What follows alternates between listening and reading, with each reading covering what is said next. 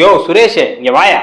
உனக்கெல்லாம் எத்தனை தடவை சொன்னாலும் புத்தியே வராதாயா? இந்த ஆள் பேச்ச கேட்டு கேட்டு எப்போ பார்த்தாலும் இந்த ஆள் ஒரு பெரிய மனுஷன் நினச்சிக்கிட்டு இருக்கியா அப்படின்னு வந்து இந்த போலீஸ் ஆஃபீஸர் கேட்க, இந்த பக்கம் சார் தேவையெல்லாம் பேச வேணாம் அப்படின்னு வந்து தங்கராஜ் இந்த பக்கம் பேசும்பொழுதே வந்து மாமா மாமா பேசாமல் இருக்க மாமா அப்படின்ட்டு இந்த பக்கம் சுரேஷ் திரும்பி சாரி சார் அப்படின்னு சொல்ல அந்த பக்கம் அப்படியே முறைச்சிக்கிட்டே கண்ணெல்லாம் தண்ணியோட அதே சமயத்தில் கோபத்தோடு நின்றுகிட்டு இருக்காங்க மதி. இதெல்லாம் நடக்கிறதுக்கு முன்னாடி தான் வந்து பார்த்தீங்க அப்படின்னா மதி கிட்ட கூப்பிட்டு அந்த பிரின்சிபல் இந்த ப்ரொடிக்ஷனில் வேலையெல்லாம் உனக்கு பெர்மனன்ட் பண்ண முடியலமா, நிறைய சூழ்நிலை நீ புரிஞ்சுப்பன்னு நினைக்கிறேன், நீ கொஞ்சம் அறிவாளியான பொண்ணு, உனக்கு வந்து வேலையும் வந்து நீ ரிலீவ் பண்ணிக்கலாம், இன்னையிலேருந்து நீ நாளையிலேருந்து நீ வர தேவையில்ல, முடிஞ்சா இன்றைக்கி மதியானமே நீ கிளம்பிடுமா அப்படின்னு வந்து சொல்ல, சார் நான் நல்லா பெர்ஃபார்ம் பண்ணேன் சார், எல்லாருமே எனக்கு கண்டிப்பாக வந்து பெர்மனெண்ட் ஆகிடுவேன்னு சொன்னாங்களே, நீங்கள் என்ன சார் இப்படி சொல்கிறீங்க அப்படின்னா வந்து ப்ளீஸ் நோ ஆர்கியூமெண்ட்ஸ், இதில் நீ ஆர்கியூ பண்ணுறதுக்கு எதுவும் இல்லை, இதில் என் கையிலையும் எதுவும் கிடையாது, இது வந்து நிறைய விஷயங்கள் இதில் சம்மந்தப்பட்டிருக்கு, நீ கிளம்புமா அப்படின்னு தான் உடஞ்சி போய் உட்காந்துருக்கும் பொழுது இப்போ டக்குன்னு மதி என்ன பண்ணுறாங்க, மலர்கிட்ட ரேவதி கிட்ட வாட்ஸ்அப் குரூப்பில் ரெக்கார்டிங் அனுப்ப, மலர் என்ன பண்ணுறாங்க அப்படின்னா உடனே வந்து சுரேஷ் கிட்ட சொல்லி அவள் ரொம்ப இதை உடஞ்சி போயிருக்கா, அவளை கூட்டு வா அப்படிங்கிறாங்க. கூட்டு வரதுக்காக கிளம்பி வரும்பொழுதே வந்து சுரேஷுக்கு மதியை பார்த்தா பாவமாக இருக்குது, ஆனால் இதை யார் செஞ்சா அப்படிங்கிறது தெளிவாக அவருக்கு புரியுறதுனால அவர் என்ன பண்ணுறாரு அப்படின்னா, எல்லாம் சரியாயிடும் கவலைப்படாத, வேலை தானே, இந்த வேலை போனேன் நிறைய வேலை கிடச்சிரும், நீ வா வீட்டுக்கு வா அப்படின்னு வந்து வீட்டுக்குள்ளார கூட்டு வரும்போதே வந்து பார்த்தா வந்து என்னம்மா மதி வேலை ஏதோ போயிடுச்சுன்னு பேசுகிறாங்க அப்படின்னு வந்து நீங்கள் லக்ஷ்மி வந்து கேட்குறாங்க. மதி எதுவுமே பேசாமல் நடந்து போக, சரி விடு, பொண்ணுங்க வேலைக்கு போய் தான் இந்த வீடு என்ன இந்த வீடு வளரணும்னு இருக்கா என்ன, நீ என்ன பண்ணு, இப்போ இன்னை மதியானத்துலேருந்து மலர்கிட்டக்க என்னென்ன வேலை வீட்டில் செய்யணுங்கிறலாம் கேட்டு அதை பாதி வேலை எடுத்துக்கோ, அவளும் தனியாக எவ்வளோ கஷ்டப்படுவா அப்படின்ட்டு சொல்லிட்டு அதோட சும்மா இல்லாமல் டக்குன்னு திரும்பி மலரே அப்படிங்க மலருக்கு மதிக்கு வேலை கிடச்சுன்னா அவங்களே சோகத்தில் வந்து ஒரு பார்க்கும் பொழுதே வந்து ஒரு விஷயம் மட்டும் பண்ணுறியா அப்படின்னா என்னத்தை அப்படின்னா, இன்னைக்கு என்னன்னு தெரியல, மாமாவுக்கும் எனக்கும் பாயாசம் சாப்பிடணும் போல இருக்குது, பாயாசம் வடை ரெண்டு மட்டும் ஈவினிங் ஸ்நாக்ஸுக்கு ஏற்பாடு பண்ணிவிடு அப்படின்ட்டு வந்து சொல்லிட்டு சிரிச்ச உடனே வந்து மலருச்சா மனுஷங்களா இவங்க அப்படின்னு மனசுக்குள்ள நினச்சிட்டு அவங்க நேராக கிளம்பி உள்ளார போக, செஞ்சிடறியா அப்படின்னா செஞ்சிடறேன் அப்படின்னு கிளம்பி உள்ளார போக மதி இதெல்லாம் கேட்டுட்டு உள்ளார ரூம்ல போய் உட்காந்துருக்கும் பொழுதே தான் வந்து பார்த்தீங்க அப்படின்னா வந்து திடீர்னு சொல்லி அவங்க காலேஜ்லேருந்து ஒரு பையன் கால் பண்ணுறான்.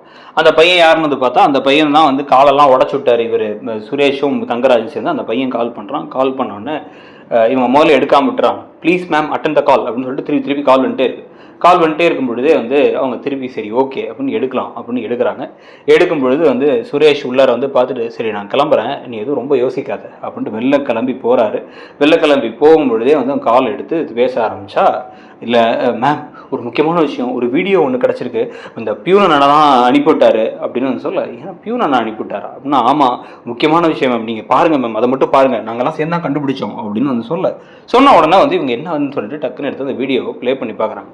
வீடியோவை ப்ளே பண்ணி பார்த்தா அந்த பிரின்சிபல் ரூமோட சிசிடிவி ஃபுட்டேஜ், அந்த சிசிடிவி ஃபுட்டேஜில் தங்கராஜ் வந்து உட்காந்துருக்கிறதும், தங்கராஜ் வந்து இது வந்து இந்த பாருங்க எங்கள் குடும்பத்துக்கு ஒத்து வராது, ஒரு பொண்ணுக்கு முதல்ல முக்கியம் குடும்பம் புருஷன் இதெல்லாம் தான், வேலையெல்லாம் வந்து முக்கியம் கிடையாது அப்படின்னு பேசுறது எல்லாமே அந்த வீடியோவில் இருக்குது. அதை பார்த்த உடனே கண்ணெல்லாம் செவந்துடுது இவங்களுக்கு.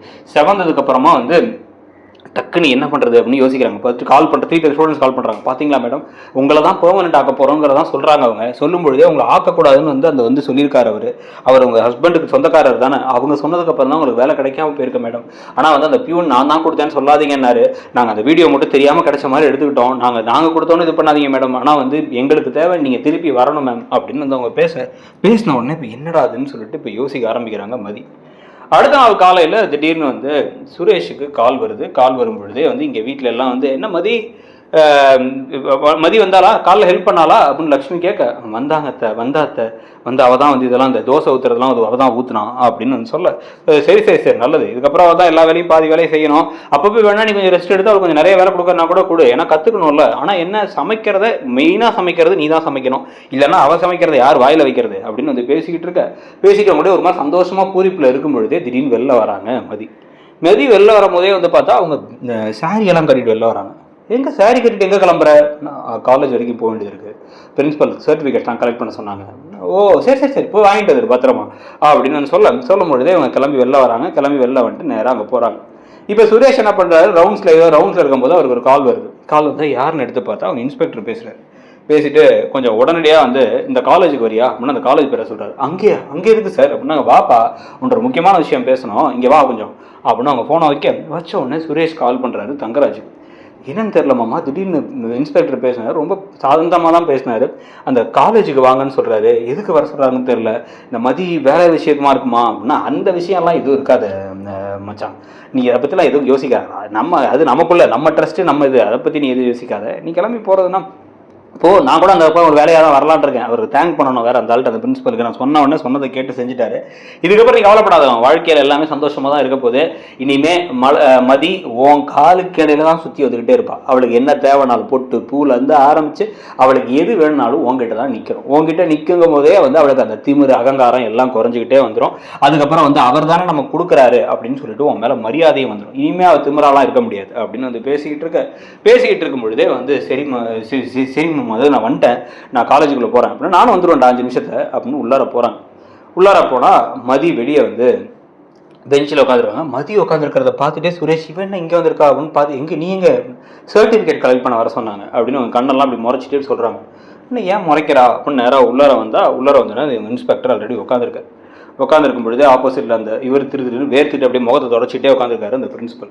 உட்காந்துருக்கும் பொழுது ஏற்கனவே உன் மேலே டொமஸ்டிக் அபியூஸ்னு ஒரு கேஸ் இருந்து இப்போ தான் அந்த கேஸ் முடிஞ்சிருக்கு, ஞாபகத்தில் இருக்கா அப்படின்னு கேட்கும் பொழுது அடுத்து தங்கராஜ் வரார்.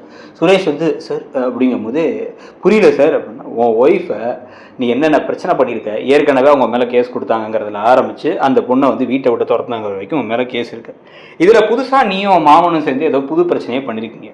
நாங்கள் எதுவும் பண்ணல சார், அனானிமஸாக இது எங்களுக்கு வீடியோவாக வந்துச்சு அப்படின்னு இந்த வீடியோவை காமிச்சா வீடியோவில் வந்து சங்கராஜ் பேசுறது ஃபுல்லாகவே இருக்குது. இந்த மாதிரி வேணும்னே சாபட்டாச் பண்ணுற மாதிரி பேசினதும், ஒருத்தவங்களுடைய தனிப்பட்ட திறமை இருக்கும் பொழுதே அவங்கள வந்து இந்த காரணத்துக்காக எடுக்காதீங்கன்னு சொல்லி சொன்னதுக்கப்புறம் இவங்களும் வந்து அதை முடிவு எடுத்திருக்காரு அப்படின்னா, ஆனால் அந்த வீடியோவில் தெளிவாக சொல்கிறார், அவங்கள தான் நான் பெர்மனெண்ட் ஆக்க போகிறோன்னு சொல்கிறார். சொன்னவங்களே சொன்னதுக்கப்புறம் வேலையை விட்டு அனுப்பியிருக்காங்க. இந்த வீடியோவை வந்து வெளில லீக் ஆனாலும் சரி, இவங்க அதை வச்சு கம்ப்ளைண்ட் பண்ணாலும் சரி, ஒன்றும் மாமனையும் இல்லை தூக்கி உள்ளே போட வேண்டியது இருக்கும்.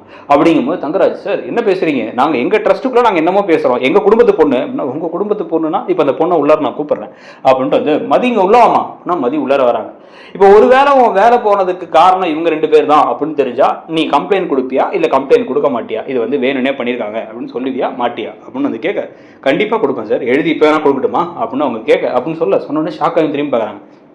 கொடுத்தா நான் வந்து ஏற்கனவே டொமஸ்டிக் அபியூஸால் தான் இந்த மாதிரி இந்த குடும்ப டொமஸ்டிக் வயலன்ஸ் இருக்குது, டொமஸ்டிக் வயலன்ஸோட சேர்ந்து இந்த விஷயமும் இருக்கணும், ஓ மேலேயும் சேர்த்து தான் வந்து பிரச்சனையை கொடுப்பேன்.